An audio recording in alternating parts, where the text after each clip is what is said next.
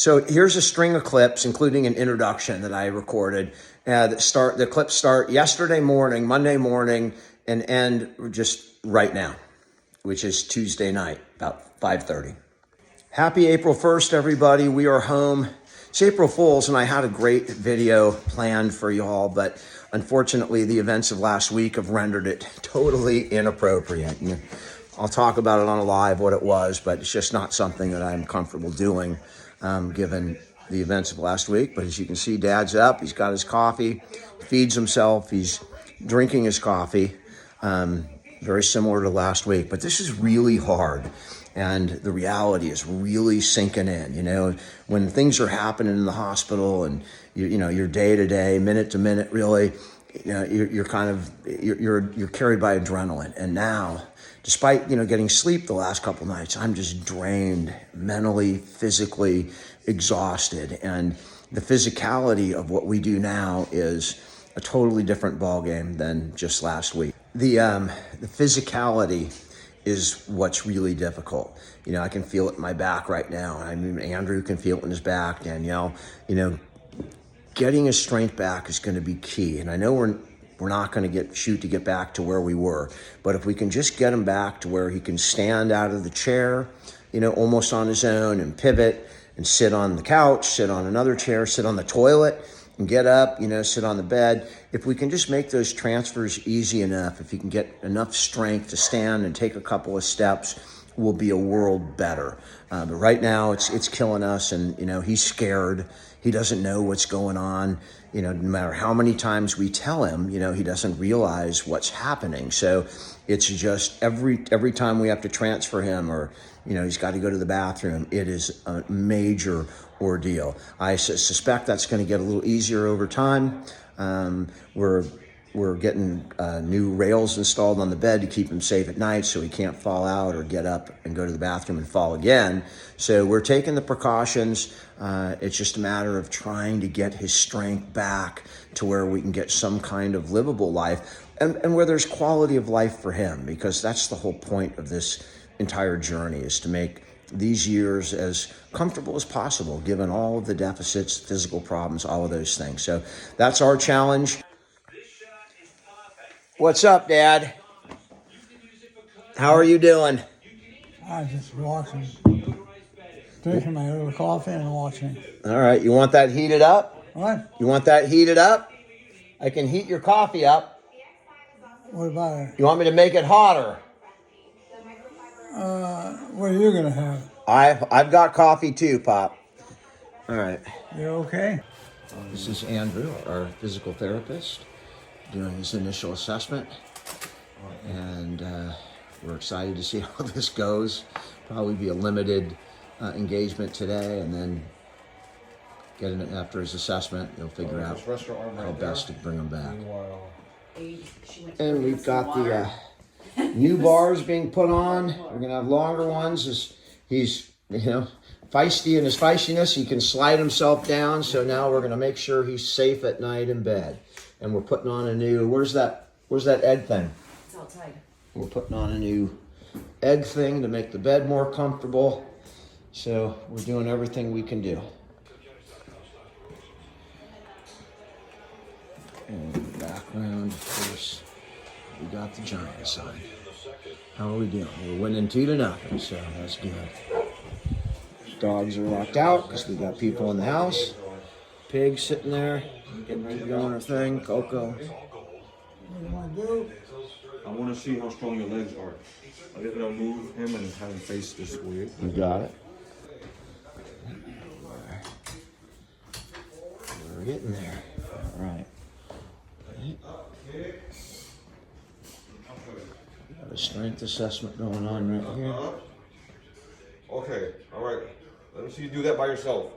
Kick up.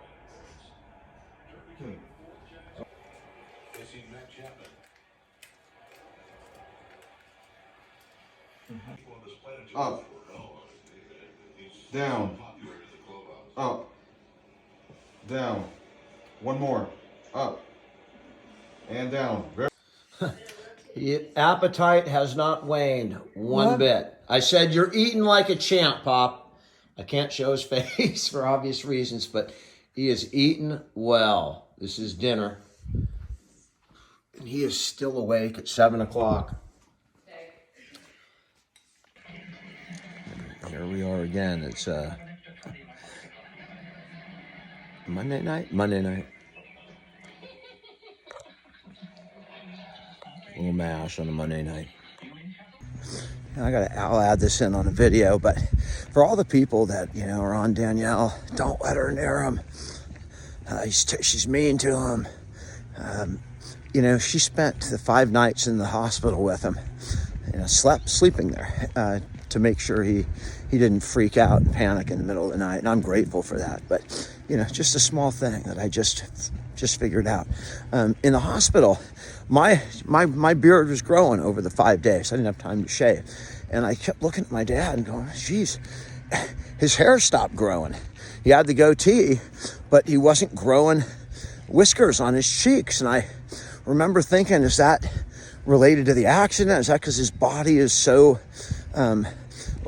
all the energy is going into healing? I didn't know what it was. And then today I just realized, thinking about what Danielle said, she'd been shaving him in the hospital at night. That's why his face wasn't there. She actually took the time and the shaving cream and shaved him with a razor in the hospital to help keep him comfortable. Food for thought. So you've seen videos. It's difficult what we're doing with my dad physically. Emotionally, it's really difficult as you're going through some of these difficult things like PT or just helping him with, the bathroom, getting up and down. I look at my dad, and I see this, he doesn't want to need help doing that stuff. And, he feels helpless and small, and I can see it on his face. And it's so hard just to see, not to mention the physical part, holding him up and trying to get him strong, and that he's tired. It's really tough, and it takes a toll. And I found myself barking at Andrew, barking at my wife, despite the fact that, they're the only ones here helping me. They are my rock, but I still lose it. It's not right, but I get to the point where it all comes together, and someone doesn't pivot them just perfectly, and I lose it. I bark. This is a tough thing. All you caregivers out there, man, people have no idea. And to all you guys that are doing that out there by yourselves, without a huge support network, angels, heroes, whatever word you want to use, you guys are amazing. Whether nobody knows it or not, you know it. You're incredible. So I got back from my walk. My dad was in bed before I got back. And now, here he is. Hey, Pop. Who is that? That's you. It looks like me. Yeah, that's you. And There. you're eating your breakfast, Pop. I see you got your bananas in your cereal today so people can bitch about what you eat. This woman got him into that chair by herself this morning. Well, Grandpa helped. With Grandpa's helping. He's getting slightly easier, but it's really hard. And she got him up by herself, and there he is. That's the support I have. That's how a real pro does it. She's- A real broad takes care of it. She does get shit done. How you doing, Pop? So here, All right. Mark's coming over in an hour to sit with you. Mark's going to come visit in an hour. that's good. All right, Pop. I visit with my kids. They're always knows good to visit with my kids. It's always good to see your kids, Pop. No. And what's that, Pop? Are you okay? I'm okay, Pop. Thank you for asking. I just finished my walk. Okay. I just did a walk. Nice outside. It is nice outside. You can see the spirits are good, but there's, you can see the effects of the accident and the recovery in his eyes. But he's sitting on the couch, which is better than a chair, and we're hanging in there. What, Pop? Juice. I see. Yeah, you drink that, Pop. You drink. Drink some juice, Pop. No, it's not for me. I've got my. No, Dad, that's yours. I made that for you. That's yours. Well, then I go to the refrigerator because I like to eat it. Well, take a drink, Pop. Take a drink. You're supposed to drink a little bit. Take a drink, Pop. All right. Take a drink. I got it. Just take a drink, Pop. Here. Wait a minute. You got it? I got it. Dad, you're not getting No, up, don't Pop. get up. You're not getting up. You're drinking that. Take a that. drink. Take a drink. He's crossing his legs again. Dad, you can't. I don't want you to cross your legs, Pop. Which leg did he break? The right? The left. The refrigerator. But you don't want him to cross either. It's not really. He's not restricted, but the PT guys all, that's pretty much protocol. So we'll just kind of not let him cross. Pop, Dad. don't cross your leg, Pop. Dad, don't cross your leg. Don't cross the leg yet. You had a hip surgery and you don't want to cross your legs because you want it to set properly. Yeah. You're good. You're good, Pop. Mark came over to sit. I just ate, Pop.